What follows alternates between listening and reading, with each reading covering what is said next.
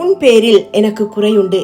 என்னவெனில், தன்னை தீர்க்கதரிசி என்று சொல்லுகிற ஜெசபேல் என்னும் ஸ்திரீயானவள் என்னுடைய ஊழியக்காரர் வேசித்தனம் பண்ணவும் விக்கிரகங்களுக்கு படைத்தவைகளை புசிக்கவும் அவர்களுக்கு போதித்து அவர்களை வஞ்சிக்கும்படி நீ அவளுக்கு இடம் கொடுக்கிறாய் என வெளிப்படுத்தல் 2:20 சபைக்கு இயேசு சொல்லுகிறபடியால் ஜெசபேலுக்கு இடம் கொடுப்பது தவறு.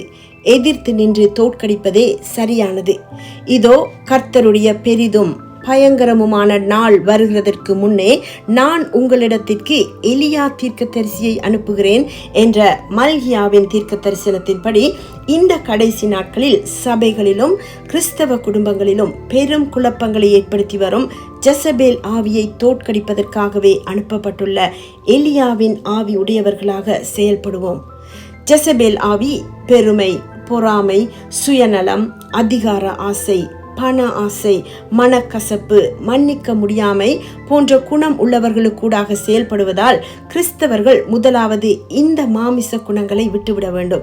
நீங்கள் ஊழியத்தில் ஈடுபடுகிறவர்களாக இருந்தாலும் உங்களைப் போல மற்றவர்களையும் நேசிக்க முடியாத கசப்பான எண்ணங்கள் இருக்குமானால் தேவனை ஆராதிப்பதற்கு முன் மனம் திரும்ப வேண்டும். மற்றவர்களை மன்னித்து தவறுகளை மறந்து விடாவிட்டால் உங்கள் ஜெபங்கள் ஏற்றுக்கொள்ளப்பட மாட்டாது. நீங்கள் தேவனுக்கல்ல, மறைமுகமாக சாத்தானுக்கு ஊழியம் செய்கிறவர்களாக இருப்பீர்கள். இது மிகவும் ஆபத்தானது. இந்த பாவங்களை அறிக்கையிட்டு இன்றே மனம் திரும்புங்கள். இயேசு என்னிடத்தில் அவனுக்கு ஒன்றுமில்லை என சொன்னதைப் போல சத்துரு செயல்படுவதற்கு எங்களிடத்தில் எதுவும் இருக்கக்கூடாது. ஜெசபேல் ஆவி தனியாக செயல்படாது. ஆகாப் போன்ற பலவீனமான அல்லது காயப்பட்ட தேவ ஊழியர் விசுவாசிகளுக்கூடாகவே செயல்படும். கிறிஸ்தவர்கள் வாழ்க்கையின் பிரச்சனைகள், போராட்டங்கள், இழப்புகளால் காயப்பட்டு மனம் உடைந்து போய் டிப்ரெஷனில் வாழக்கூடாது.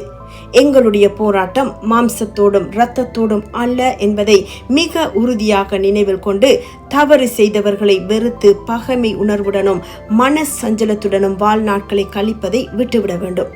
எப்பொழுதும் சந்தோஷமாயிருங்கள் என வேதம் கூறுகிறபடி சகலமும் நன்மைக்கு ஏதுவாக நடைபெறுகிறது என்பதால் கிறிஸ்துவுக்குள் மன ஆறுதலும் தைரியமும் அடைந்து மன மகிழ்ச்சியுடன் வாழ பழகிக் கொள்ள வேண்டும்.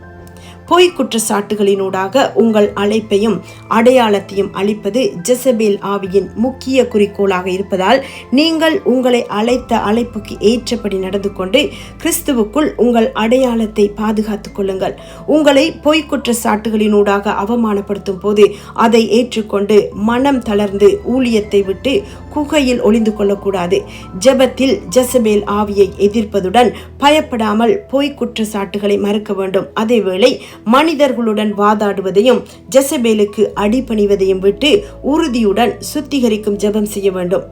தேவ ஊழியர்கள் குற்றம் சாட்டப்படும் போது உடனே அதை நம்பி கதைகளை பரப்பாமல் தீர விசாரித்து அறிவதுடன் அவர்களுக்காக ஜெபிக்க வேண்டும்.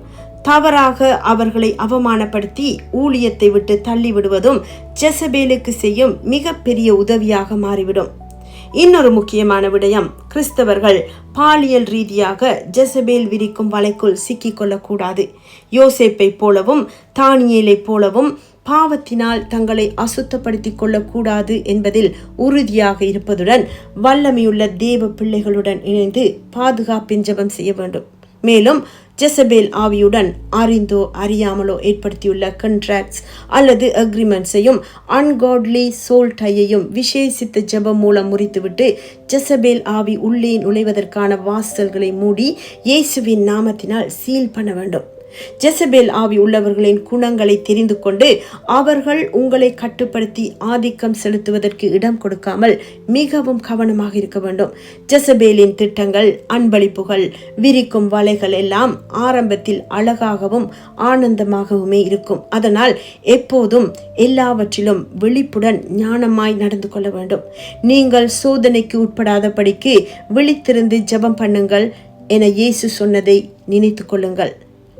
ஜெசபேலுக்கு இடம் கொடுக்காமல் தேவனால் அபிஷேகிக்கப்பட்டு நியமிக்கப்பட்டுள்ள அதிகாரத்துக்கு கீழ்ப்படிந்து பணிவுடனும் மனத்தாழ்மையுடனும் ஊழியத்திலும் குடும்ப வாழ்விலும் ஈடுபட்டு தேவ ராஜ்யத்தை கட்டியெழுப்புவோம். இயேசுவின் இரத்தத்தினால் மீட்கப்பட்ட உங்களுக்கு இயேசுவின் நாமம் பலத்த துருகமாக இருப்பதாக.